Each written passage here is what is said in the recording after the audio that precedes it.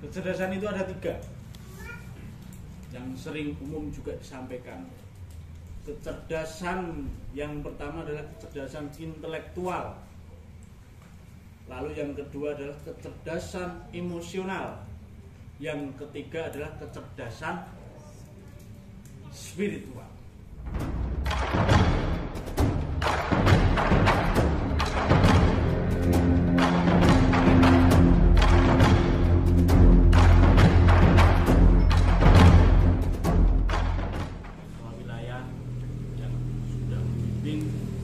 Sudah mengemban amanah sampai dengan hari ini, sampai dengan malam hari.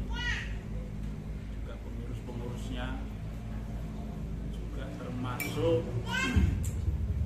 saudara-saudaraku yang malam hari ini diberikan mandat, diberikan amanah untuk menjadi senyawa. Anda adalah nyawa-nyawa yang menghidupkan Tata Mataram di setiap lini, baik itu cabang, wilayah, ranting, rayon, bahkan di tempat-tempat paling tidak dijangkau, tidak bisa dijangkau, yaitu di lingkungan sekitar daerah masing-masing. Maka ketika panjenengan semuanya nanti ada dari salah satunya nanti yang non aktif, maka nyawa TM hilang sebagian. Begitu. Jadi harapannya nyawa itu tidak hilang sebagian, tetapi terus tumbuh, terus bertambah, bahkan banyak sekali nanti kaderisasi selanjutnya menjadi nyawone serep-serep. Kan gitu. Kenapa saya katakan nyawa? Karena kalau pusat itu dibom oleh Rusia malam hari ini, lalu hancur dan tidak ada pengurus yang tersisa, yang tersisa kan wilayah. Maka nyawanya kedua adalah wilayah yang ngurusi TM. Benar kan? Lalu ketika Rusia bomnya lebih besar lagi sampai rumahnya ke Windu hancur juga, mati juga, yang tersisa adalah cabang-cabang yang tidak terkena dampak. Maka itu menjadi seret nyawa lagi. Ketika semuanya sudah hancur, sudah tidak ada orang di pusat, tidak ada orang lagi di wilayah, semuanya sudah kena bom, maka serepnya adalah cabang. Lalu cabang ketika nanti juga kena dampaknya, baru yang di bawah-bawahnya itu kan nanti sebagai serep nyawa. Maka kalau dari serep-serep ini nanti, ngerti serep Pak? Ban serep atau baju serep. Jadi kalau serepnya nanti hilang satu, maka kekuatan TM juga akan berkurang. Pertumbuhan TM juga akan berkurang. Itu sudah pasti. Coba bayangkan kalau TM itu hanya ada pusat, sekali bom rusak, hilang kan, TM sudah tidak ada lagi. Maka sadarlah bahwa kita semua adalah nyawa TM, dan kita semua yang bertugas untuk menumbuhkan, mengembangkan, bahkan menghidupkan Tata Mataram dimanapun berada. Dimana kita berpijak, di situ bagaimana caranya harus ada TM. Kalau tidak bisa membuat cabang, buatlah ranting. Kalau tidak bisa membuat ranting, buatlah rayon. Kalau tidak bisa membuat rayon, buatlah tempat latihan. Kalau tidak bisa membuat latihan, cukup ceritalah TM kepada orang lain. Kalau tidak bisa bercerita, minimalnya kamu adalah TM di tempat itu. Itu yang namanya nyawa. Keplok Ica.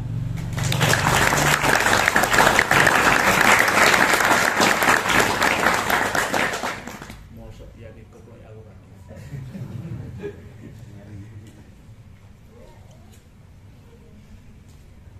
Jadi dengan kesadaran itu saya harapkan juga wilayah Windu Abhinawa di tahun ini menjadi wilayah terbaik.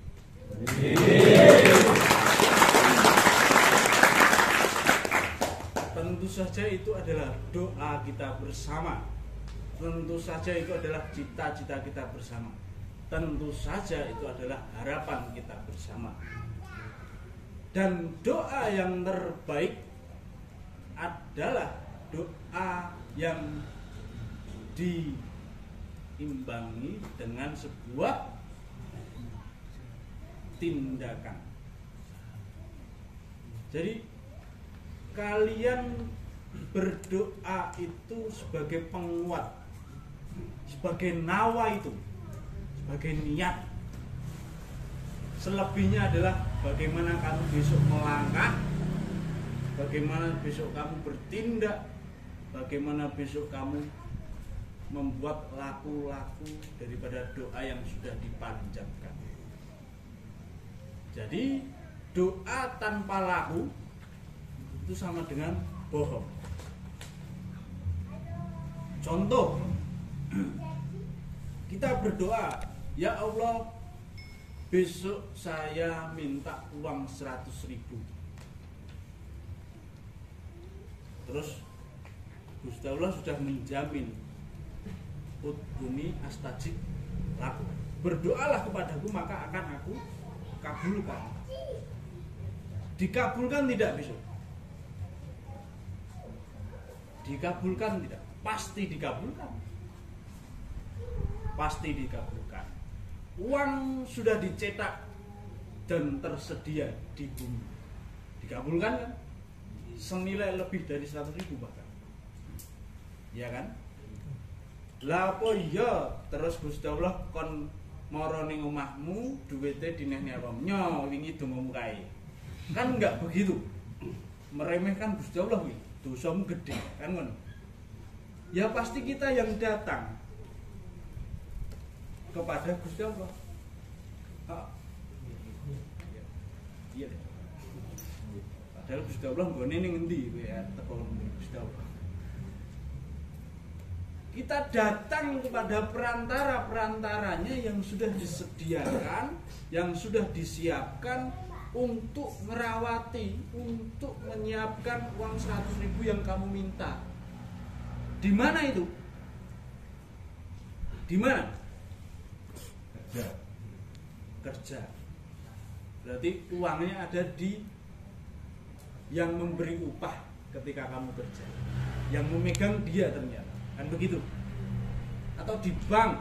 Berarti kowe kudu ngoro bank terus njaluk wingi aku ndonga. Insyaallah 100.000.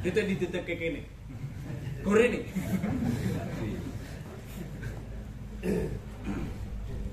Artinya setiap doa itu pasti dikabulkan.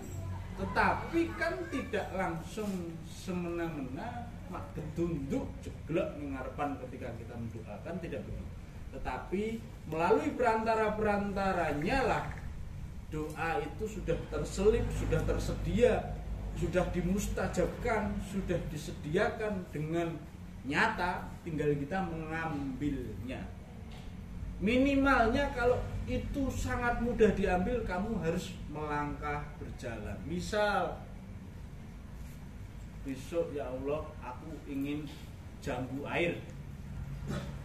Jambu air ada di depan rumahmu. Minimalnya itu punya siapa kamu harus tahu. Punya siapa? Tetangga. Maka kamu harus nembung karo tetangga. Njaluk jambu air dong. Aku ndek bumi bar donga muga-muga dikabulne. Iki aku njaluk ning awakmu. Nek jenengan ngabulne, wah rumane Allah kabul ning awakmu. Wah dene. Terus kamu ketik juga. Kamu butuh effort di situ, butuh sebuah laku kan. Butuh sebuah usaha, minimalnya kamu berjalan ke depan meminta izin kepada yang dipasrai oleh Gusti Allah. Lalu ketika diizinkan, oh berarti bener jambu airnya di sini. Nek ora diizinkan gimana Mas? Kita rampok aja. Ya enggak, berarti tidak di situ jambu air. Atau mungkin caramu kuncinya bukan itu, bukan hanya nembung. Mungkin kowe mlebu masih wis aku tak isa-isa sik diluk ning omahmu. Isa-isa ora usah tok kredit aku njaluk jambu air. Misal kan. Lah misteri-misteri itu jalan-jalan itu, perantara-perantara itu adalah misteri. Ya kan? Nah, misteri itu harus kita cari dengan namanya usaha. Jadi tidak pernah Tuhan itu tidak mengabulkan doa. Kita saja yang kadang berdoa dikasih tapi nggak mau ngambil, manja. Ya kualat terus itu. Iki jare njaluk dinehi kok saiki wis gak gelem jiko. Kemangkimen kan. Ya kan? Maka doa yang sudah kita panjatkan, harapan, cita-cita dan segala keinginan yang malam hari ini kita panjatkan ke langit sudah selayaknya, sudah semestinya harus kita temukan di mana itu berada, di mana keinginan itu berada, di mana cita-cita itu disematkan. Melalui apa? Kalau doanya wilayah Windu Abinawa berkembang, berarti kan banyak sekali jalannya. Melalui mungkin kita membranding diri sebagai Tahta Mataram, mungkin kita dengan cara mempublikasikan Tahta Mataram, mungkin dengan cara kita ngobrol dengan orang lalu membahas Tahta Mataram, mungkin lagi dengan cara mengajak teman-teman untuk sehat, olahraga pernapasan dengan Tahta Mataram. Itu kan jalan-jalannya. Disitulah mustajabnya doa itu diselip-selipkan. Paham? Ya. Kalau memahami itu lebih mudah saya kira daripada melakukan, ya kan?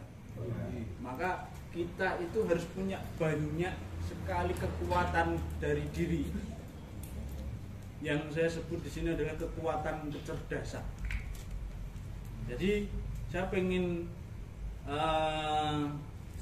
ngomong soal kecerdasan yang itu sangat penting dalam kelembagaan. Kalau kita tidak cerdas, kita tidak punya pikiran, kita tidak punya kecerdasan, maka untuk mengelola lembaga, untuk mengelola Tahta Mataram ini, kita juga akan kurang maksimal, ya kan? Maka butuh yang namanya belajar dan selalu belajar. Kapan belajar itu berhenti? Kalau sudah meninggal. Sangat setuju. Belajar untuk mencapai kecerdasan. Kecerdasan itu ada 3 yang sering umum juga disampaikan. Kecerdasan yang pertama adalah kecerdasan intelektual. Lalu yang kedua adalah kecerdasan emosional. Yang ketiga adalah kecerdasan spiritual. Sebagai pemangku lapangan, sebagai pengurus cabang, pengurus divisi, pengurus ranting rayong dan sebagainya, sebagai ketua apalagi, maka penting untuk mempelajari, menguasai dan mendalami kecerdasan 3 itu tadi. Yang pertama soal kecerdasan intelektual. Kalau artinya kecerdasan intelektual, nanti silahkan cari sendiri di Google atau di KBBI, silahkan. Kecerdasan intelektual adalah nanti sudah muncul. Tapi saya pengen di luar itulah, kita tidak harus mengarah pada yang rumit. Kita sederhanakan saja. Kecerdasan intelektual itu begini: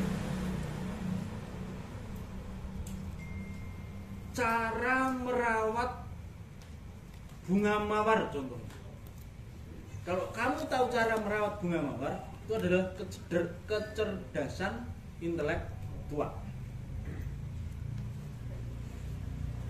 Jadi cara merawat bunga mawar, terus cara membuat kopi, terus cara mengoperasionalkan motor, cara nyetir mobil, itu butuh yang namanya kecerdasan intelektual. Kalau kamu bisa, berarti kamu punya kecerdasan intelektual. Tetapi kecerdasan intelektual itu hanya terbatas caranya saja. Dia tidak akan bisa sampai memenuhi daripada hasil. Hasil yang maksimal akan lebih perfect lagi ketika kita punya kecerdasan emosional. Kecerdasan emosional itu adalah kalau membuat kopi enak atau tidak. Ketika kopi itu diminum oleh orang, orang itu bisa memujinya atau tidak, atau malah menghujatnya. Kalau merawat bunga, kita punya perasaan mencintai dengan bunga itu atau tidak, atau hanya sekedar menyirami.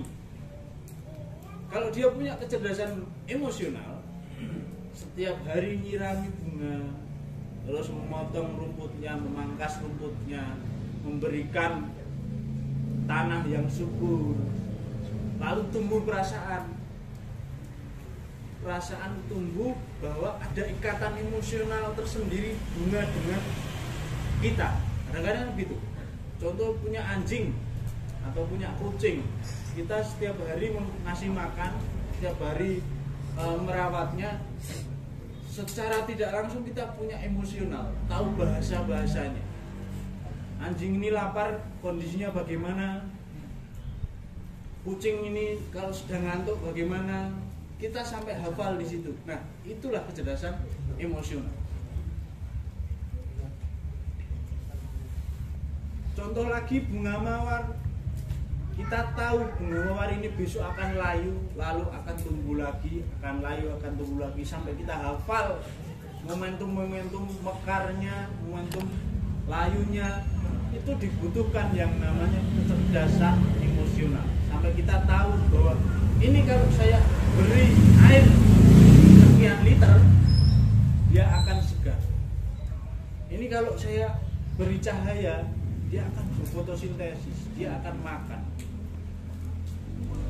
Lalu tumbuh perasaan ketika mekar, wah, di hati bangga, di hati terharu mungkin karena setiap hari merawatnya. Itulah kecerdasan emosional. Bahkan sampai dahsyatnya lagi, kecerdasan emosional itu bisa mempengaruhi yang namanya perasaan kita. Karena apa? Kecerdasan emosional itu adalah soal perasaan. Kalau intelektual itu soal akal pikir kita, bagaimana cara kita berpikir. Tapi kalau emosional itu adalah soal perasaan kita. Bagaimana kita peka terhadap perasaan orang lain. Oh, temanku ini sedang ngantuk, ya wis lah, aku lereng li ngobrol, misal. Oh, koncoku iki lagi ganti duit, aku duit tak sileani. Contoh. Oh, koncoku iki lagi nesu iki. Ah, ya wis aku tak rodok lerem le cedak. Engko ndak malah dadi sumber masalah meneh. Misal, itu namanya kecerdasan emosional. Bahkan dengan kecerdasan emosional, kamu mampu men-trigger orang, kamu mampu mengarahkan orang ke dalam misi-misimu. Yang semula dia sedih, bisa kamu arahkan menjadi bahagia. Yang semula dia bahagia, bahkan bisa kamu arahkan menjadi sedih. Itu butuh yang namanya kecerdasan emosional. Kamu membuat ikatan emosional sehingga dia bisa terpengaruhi dengan apa yang kamu utarakan. Kalau kecerdasan intelektual tadi soal akal pikir, kalau kecerdasan emosional soal rasa. Ketika dua ini kamu miliki, dos cabang dirimu, saya pikir akan berkembang lebih baik. Hanya dua ini saja. Bahkan yang sangat tinggi dari kecerdasan emosional itu dari emosional kita kadang sampai begini. Kita tiap hari merawat bunga, contoh bunga mawar. Saking cintanya, saking senengnya, emosional kita tinggi dengan bunga itu. Bunga itu besok dimakan oleh kambing. Perasaan kita itu seperti kehilangan seorang yang sangat berharga. Ada kan kadang terus. Lalu batang-batangnya dicabut karena sudah mati, terus dikubur, diberikan nisan batu, sampai ada yang seperti itu. Karena emosionalnya sudah terlalu tinggi. Sampai ada kucing kita mati gitu. Kita seperti kehilangan sahabat karib yang luar biasa. Kadang sampai seperti itu. Itu fungsi emosional kita. Perasaan kita seperti sudah menyatu dengan. Padahal ngomong aja nggak bisa sama. Tapi karena setiap hari merawat, karena sebuah output kita yang kita lakukan kepada kucing itu lebih, kecintaan kita lebih, akhirnya ada ikatan emosional. Nah, dalam konteks terlalu tinggi emosional itu nanti kan tidak baik dampaknya. Mosok yo kelangan mawar goro-goro dipangan sapi ini dibelek. Dulu memang ada pas booming gelombang cinta itu, gelombang cintanya di sayur bojone dibelek. Ya lah, sampai kejadian seperti itu. Karena apa? Emosionalnya sudah tinggi dengan gelombang cinta. Kotor aja diminyai pakai susu. Ya lah. Padahal dia minum susu aja jarang. Nah itu ketika kita sudah menanamkan perasaan, begitulah sih. Kalau terlalu, maka akan berbahaya juga. Maka di sini butuh yang namanya kecerdasan spiritual. Contoh kalau definisi kecerdasan spiritual nanti juga silahkan searching sendiri di Google. Artinya apa dan sebagainya. Tapi saya tidak pengen membahas soal definisinya. Saya hanya pengen mencontoh-contohkan saja agar kita mudah menerimanya. Contoh, kita merawat bunga setiap hari, bunga mawar itu. Lalu bunga mawar itu dimakan oleh sapi. Kalau kita punya kecerdasan spiritual, bagaimana sikap kita? Bisa jadi dia akan membeli sapi itu. Karena apa? Karena dia merasa karena sebagai ucapan terima kasihnya bahwa terima kasih sapi, kamu telah merawat bungaku di dalam lambung. Lalu dia beli sapi itu agar dia memiliki sapi juga mawar. Nah, tindakan yang di luar daripada garis ketentuan itu tadi namanya tindakan spiritual. Dia harus memiliki kecerdasan spiritual untuk melompat daripada sewajarnya itu tadi. Kalau wajarnya kan bunga yang kamu rawat misalnya gelombang cinta di pangan sapi ini tuh belek. Tetapi karena kamu punya kecerdasan spiritual, sapi ini tuh terus ke matur nuwun kan sapi, matur nuwun. Bunga yang tiap hari aku rawat sekarang sudah kamu rawat di dalam perut. Hebat kan? Jadi ketika kecerdasan itu ketika lengkap di dalam dirimu, wes perfect, kamu sempurna. Ya sulit Mas. Ya memang sulit, tetapi di dunia ini tidak ada yang tidak mungkin kalau kita mau belajar, kalau kita mau berusaha untuk mengarah kepada tujuan-tujuan. Minimalnya mendekati, minimalnya kita ingin mencapai itu akan ada proses-proses perjalanan, akan ada usaha, akan ada ikhtiar. Dari ikhtiar dan usaha ini nanti akan menghasilkan sesuatu yang lebih. Maka sebagai ketua cabang, sebagai pengurus, sebagai pelatih, sudah selayaknya kita belajar dan mendalami kecerdasan-kecerdasan yang harus kita miliki. Yang pertama, kecerdasan intelektual, kita sering membaca, kita sering belajar, kita sering memecahkan masalah. Yang kedua, kecerdasan emosional, kalian membimbing orang bagaimana menghadapi murid yang sedang marah, bagaimana menghadapi murid yang sedang nakal, bagaimana menghadapi murid yang lemah-lemah. Maka butuh kecerdasan emosional di situ. Lalu ada kecerdasan spiritual, bagaimana ketika ada sesuatu hal yang sangat genting dan kamu harus bijak di situ, kamu tidak boleh terbawa emosi, maka di situ butuh yang namanya kecerdasan spiritual.